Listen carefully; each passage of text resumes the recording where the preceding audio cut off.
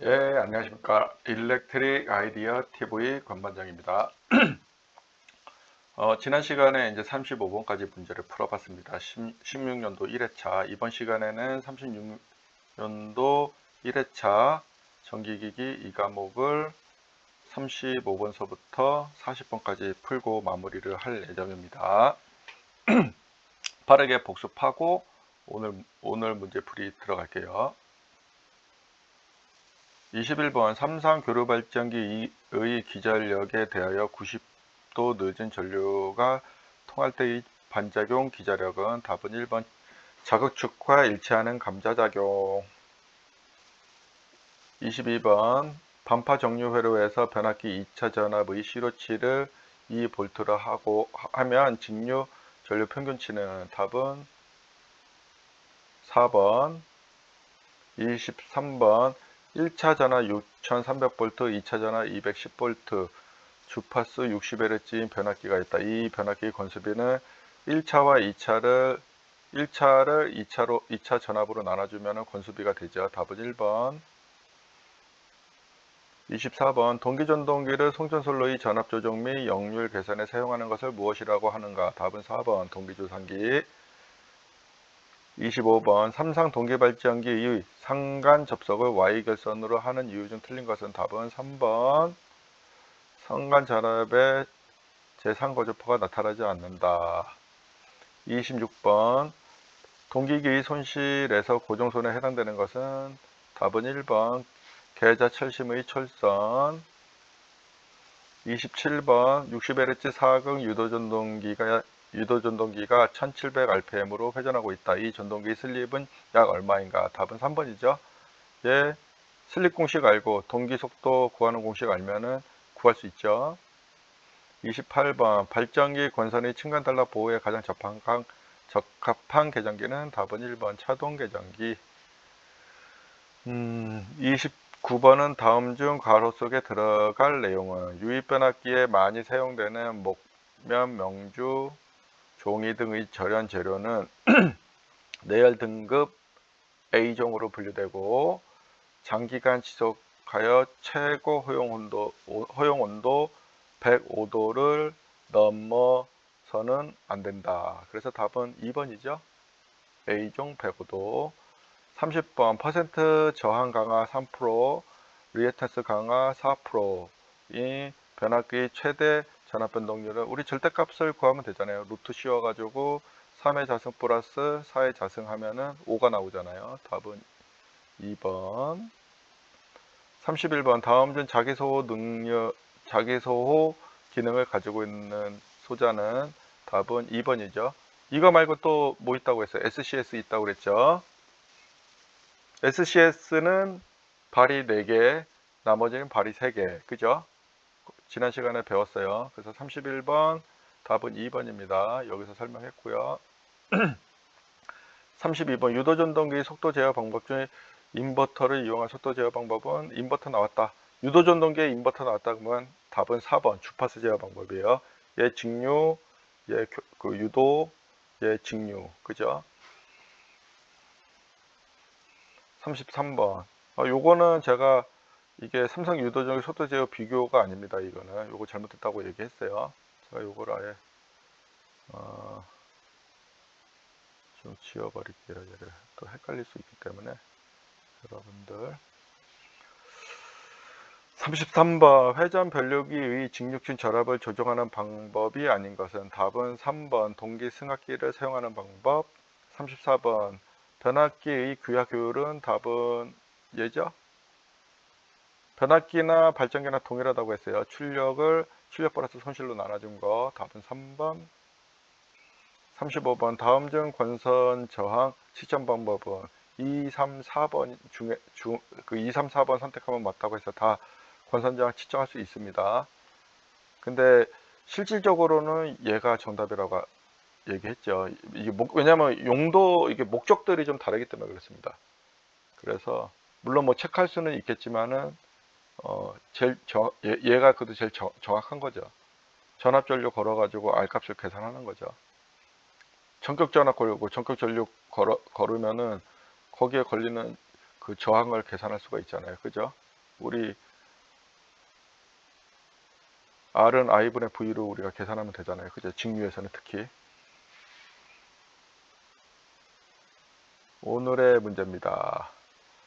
36번. 직류 발전기의 병렬 운전 중 한쪽 발전기의 여자 전류를 늘리면 그 발전기는 이제 부하 전류도 늘고 전압도 증가합니다.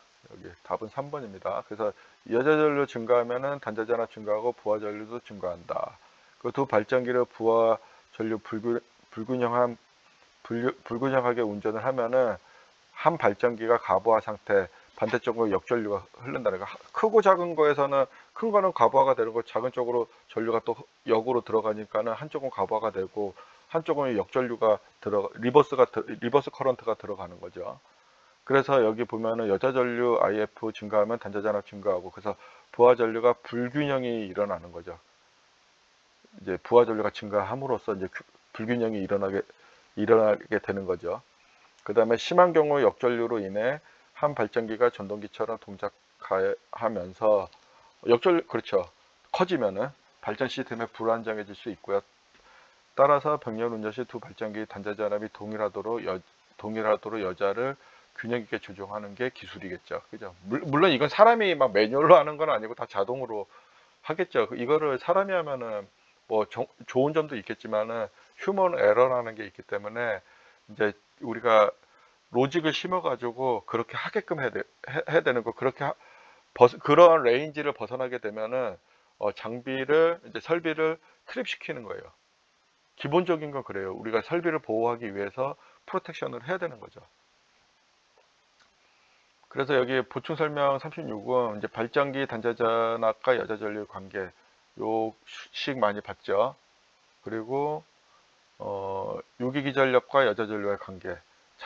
자석과 IF는 여자 전류, 그러니까 필드 커런트는 IF는 계자 전류인데 결론은 얘가 자석을 만들어주는 전류라고 했어요. 얘가 커지는 거고, 그 다음에 자석이 커지면 유기기전력도 커지는 겁니다. 그래서 얘를 요 관계식을 좀 가지고 보면 될 것 같고요. 그 다음에 발전기 병렬 운전 시 전압 불균형에 따른 전류 변화. 그래서 이 I1과 Z1분의 V1의 V 해갖고 요 식이 있어요. 그래서 여자 증가로 인한 V1 증가하면 발전기 지원이 더 많은 전류를 공급하게 되어 부하 분배가 불균일해진답니다. 사실 그래서 아까 제가 여기서 불균일해진다라고 한 게 이 부분에서 전류 불균일하게 된다라는 게 이 식에서 이제 나오는 건데요. 일단 이거는 그냥 여러분들이 시간적 여유가 되시면 보시고, 그렇지 않으면 그냥 요거나 요거 정도만 알고 계시면 좋을 것 같습니다. 여기서 답은 3번입니다. 3번. 그리고 이제 우리 직류 발전기를 이렇게 가지고 왔어요. 그래서 여기 뭐 엔드 플레이트가 있고, 그 다음에 여기 안에 그 샤프트 안에 여기 끝에 이제 브러쉬가 이제 있는 거예요. 그 다음에 계자 와인딩이 여기 안에 들어가 있고, 스테이터 안에 들어가 있는 거죠. 그러니까 필드 와인딩 인 스테이터. 그래서 계자 안에 필드 와인딩이 들어가져 있다. 그 다음에 여기 커뮤테이터가 이제 정류자가 되는 거죠. 그 다음에 아마추어가 회전자가 되고요. 이 샤프트에 펜이 달려져 있었고, 펜이 돌면은 샤프트가 이제 이제 로터가 이제 돌게 되면은 펜이 이제 이 안에 있는 뜨거운 공기를 밀어내서 이제 냉각을 시켜주는 원리죠. 그래서 이제 이렇게 알고 넘어가시고, 병렬 운전 조건을 충족하지 못할 경우 발생하는 문제. 그래서 여기서부터 봐야 되겠네요. 직류 발전기의 병렬 운전 조건은 극성이 동일해야 하고 단자 전압이 동일해야 하고 %I 이제 부하 전류가 동일해야 되고 부하 변동 시도 단자 전압이 일정하게 유지를 해야 됩니다. 만약에 병렬 운전 조건을 충족하지 못할 경우는 부하 전류 불균이 역전류가 흐르고 전압 불안정 상태가 발생되게 됩니다. 이거는 뭐 우리가 이제 직류 발전기는 이제 그 자여자 방식과 타여자 방식이 있고, 여기에 직권, 분권, 복권이 있고, 그 장분권과 단분권이 이렇게 있는 거죠. 우리가 이제 배울 적에 가동복권과 차동복권이 있는데, 요거는 이제 권선 배치 구조에 따라서 이제 바뀌는 거고, 우리나라에서는 가동복권과 차동복권으로 이제 분류를 해서, 이게 차냐 이제 가하냐 그 합치냐 아니면 빼냐를 가지고서 이제 구분을 해 놓은 거예요. 그래서 이제 정식적인 규격의 명칭은 요게 맞는 거죠. 분류로는요. 근데 우리는 이제 자격증을 따고 공부해야 되는 입장에서는 차동과 가동복권으로만 외워 놓으시기 바랍니다. 37번 직류 전압을 직접 제어하는 거예요. 직류 전압을 직접 제어하는 거는 초포형 인버터가 직접 제어를 하는 겁니다. 옛날에 우리가 전동차에 우리가 옛날 그 1호선 기차 같은 경우는요, 우리가 교류와 직류를 혼용해서 썼어요. 그래서 우리가 서울역 그 남양역에서 이제 서울역 내려가는 구간이 1호선 같은 경우는 지하로 내려가잖아요. 지하로 내려가면은 전원이 한번 꺼졌다 켜지잖아요. 그죠? 그 다음에 우리가 청량리역에서 회기역 나올 적에 또 꺼졌다가 켜지는 구간이 있잖아요. 이게 이제 DC 전원을 사용했다가 AC 전원으로 절체되는 거예요. 그래서 그 지상에서는 AC 전원을 사용하다가 밑으로 내려가면서 DC 전원을 쓰고 다시 DC 전원을 쓰면서 쓱 쓰다가 다시 지상으로 올라오면은 AC 전원을 절체하는 구간에 잠깐 꺼졌다 켜지는 겁니다. 그래서 이제 DC 제어를 하는 거는 우리가 이제 속도, 이제 이제 직류 전압을 이제 제어를 해주는 거예요. 그래서 이제 결론은 전압 제어의 일종이긴 하지만 이게 좀 이제 정교하게 이제 제어를 해주는 거죠. 그래서 우리가 그러니까 전동차에 이제 많이 쓰는 방법 중에 하나입니다. 초포형 인버터가요. 그래서 여기 보면 아마 직류 전압을 직접 제어하는 거고 DC 전압을 조절해 전력 변환 및 속도를 제어한다. 그래서 DC 전압을 직접 변환 및 제어, 직류 모터 속도 제어에 용이하다. 사실은 우리 입장에서 AC를 받아도 AC를 DC로 만드는 정류장치만 있으면 되는 거고, 그렇지 않다 그러면은 그 정류를 거치지 않고 DC 전압을 공급받는 데가 있다 그러면 DC 전압을 그냥 쓰면 되는 거고, 이거는 이제 구성하기에 따라서 이제 좀 바뀌는 거죠. 방법은 다양합니다. 우리도 UPS 설비도 우리가 이제 그 AC를 우리가 받아서 이제 그 정류회로를 걸 DC로 만들고 다시 원하는 전압으로 AC로 보내주잖아요. 그래서 우리가 UPS도 운전 방식에 따라 비상식 운전 방식과 상식 운전 방식으로 분류가 되긴 하는데, 여기서는 그 설비가 나오지 않기 때문에 제가 설명을 하지는 않겠습니다. 궁금하시면 댓글 남겨드리면 제가 한번 별도로 한번 설명을 한번 드리는 시간도 가질 수도 있긴 합니다. UPS도 되게 우리 전기 설비 중에서 중요한 설비고, 전산 세타나 그 다음에 발전 설비, 그다음 수변전 설비에서 이제 수변전 설비에서 상당히 그 중요한 설비 중에 하나예요. 이제 백업 전원용으로 쓰고, 이 백업 전원이 버티는 동안 우리가 이제 비상 발전기를 이제 가동을 하는 거죠. 에머전시 디젤 제너레이터를 가동을 해서 우리가 이제 잠깐만 쓰도록 순간의 정전이잖아요. UPS가 목적이 순간의 정전을 이제 보호하기 위해서. 그리고 순간의 정전을 몇 시간씩 버틸 수는 없고 한 20-30분 정도 버티고, 그리고 그 전에 이제 비상발제가 돌면 자동으로 절차가 되게끔 되어져 있습니다. 회로 구성이 그렇게 되어져 있어요. 그래서 여기서 답은 4번이다. 38번 전동기의 접지 공사를 하는 주된 이유는, 요거는 사실은 제가 보기에 요거는 그 전기 설비에 나오는 게, 우리 상가방 전기 설비에 나오는 게 좀 맞을 것 같은데, 어떻게 여기에 이제 문제가 나왔네요. 그래도 나왔으니까 풀어야 되니까. 왜냐하면 우리가 이제 이게 전기 기능사는 그 전기 이론 과목이 1과목이 있고 2과목이 전기 기기가 있고 3과목이 전기 설비가 있는데, 이게 우리 전기기사의 과목의 일부들을, 그러니까 회로 이론과 우리 전기기사 같은 경우는 이제 필기 같은 경우는 이제 회로이론, 그 다음에 제어공학이 들어가고, 전기기기, 전력공학에 이제 발전공학도 우리가 들어가잖아요. 그 다음에 뭐죠? 전기법규. 그 다음에 하나가 뭐죠? 갑자기 기억이 안 나네요. 아, 전기 응용. 이렇게 해서 전기공사 같은 경우 전기 응용이 들어가고, 전기기사 같은 경우는 전자기학이 들어가잖아요. 그죠? 그래서 이런 과목들을 이게 막 이 전기 기능사한테는 막 다 짬뽕을 시켜놨어요, 사실. 근데 어려운 것들을 짬뽕 시켜놓은 건 아니고, 좀 그나마 이제 좀 쉬운 것들을 짬뽕 시켜놓은 거죠.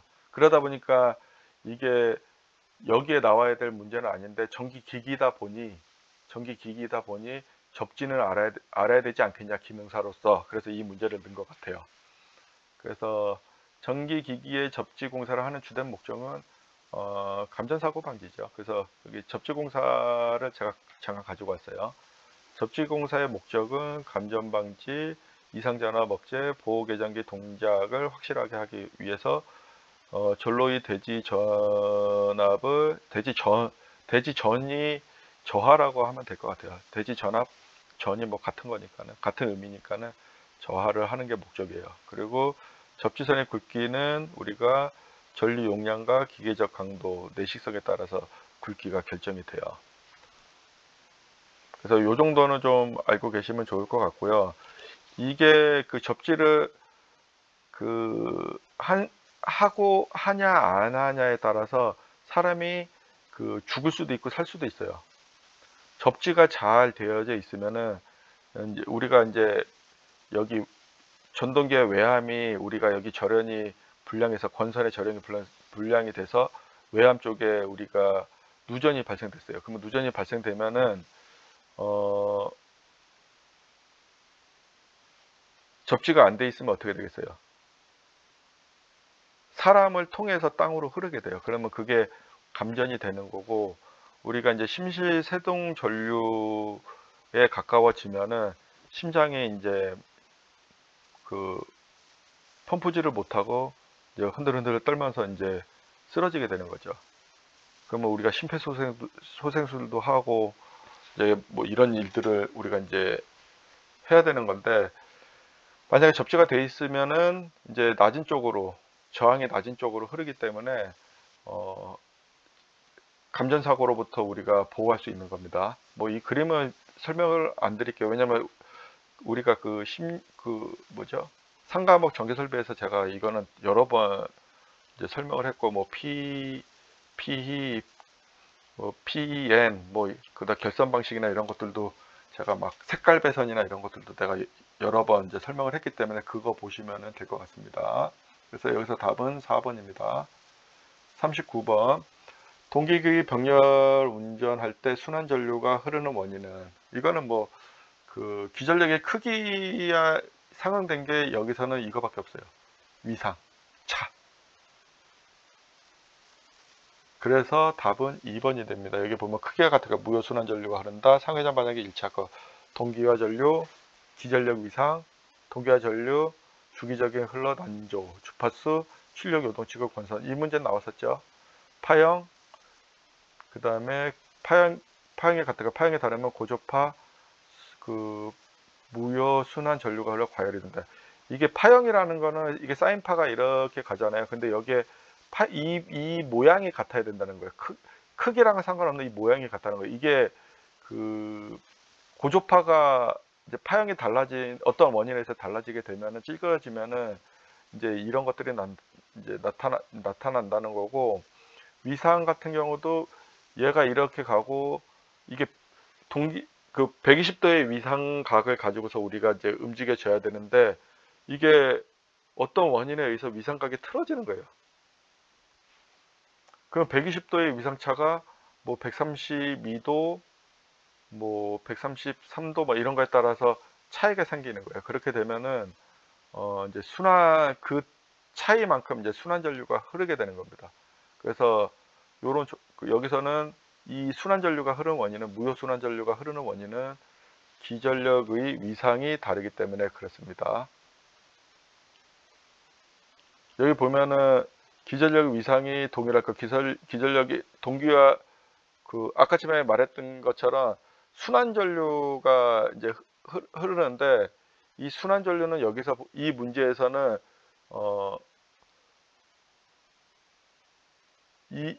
그러니까 동기화 전류 또는 주기적으로 흘러 난조 발생이라고 하는데 이 기전력의 크기나 얘나 이제 같은 거예요. 그래서 얘랑 묶어서 생각하시면 좋을 것 같습니다. 여기서는. 그래서 답은 2번이 됩니다. 2번. 오늘은 이제 마지막 문제입니다. 40번 역률과 효율이 좋아서 가정용 선풍기, 전기 세탁기, 냉장고 등에 주로 사용되는 것은 얘 같은 경우는요. 분상 우리가 뭐예요? 반코 분쇄로 우리가 문제를 외웠었잖아요. 반코 분쇄, 반코 분쇄. 반이 제일 크잖아요. 그죠? 이거는 순서 외워 놓으셨죠? 반코 분쇄. 그 다음에 여기서 역률과 효율이 좋아 가정용 선풍기와 세탁기, 냉장고 등에 많이 사용합니다. 그러면 콘덴서 기동, 콘덴서형입니다. 실제 선풍기 뒤에를 옛날에 요즘은 제가 이제 뒤에를 잘 안 뜯어봤었는데 옛날에 우리 신일 선풍기 있잖아요. 번개표. 그거 뜯으면 그 뒤에 콘덴서 네모난 게 조그마한 게 붙어 있어요. 그것 때문에 우리가 이제 기동을 하는 거예요. 근데 이게 보면은 뭐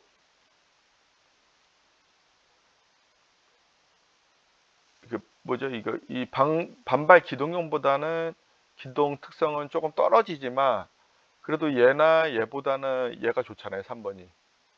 그리고 그냥 콘덴서 하나만 달랑 달면은 쉽게 이제 할 수 있고 옛날에 이게 선풍기 막 오래 놔도 쓰다 보면 이 콘덴서도 이제 열화돼 갖고 이제 이게 기능이 좀 떨어지거든요. 그래서 우리가 보통 이게 선풍기 딱 누르는데 디 하면서 돌아야 되는데 돌지 않는다 그러면 콘덴서를 우리가 교체해주고 그랬었거든요. 요즘은 뭐 그러기 전에 이제 사람들이 이제 망가지거나 그래서 버리긴 하는데 다른 거로 버리긴 하는데 회전이 안 됐을 적에는 콘덴서를 바꿔주면 돌아갔습니다. 그리고 우리가 보통 수리의 기본은 똑같은 부품을 똑같이 교체해주면 다 돌아갑니다. 웬만하면 자동차 정비나 뭐 전기 설비도 전구 똑같은 거 갈아 껴주면은 똑같은 걸 갈아 껴주면 당연히 맞겠죠.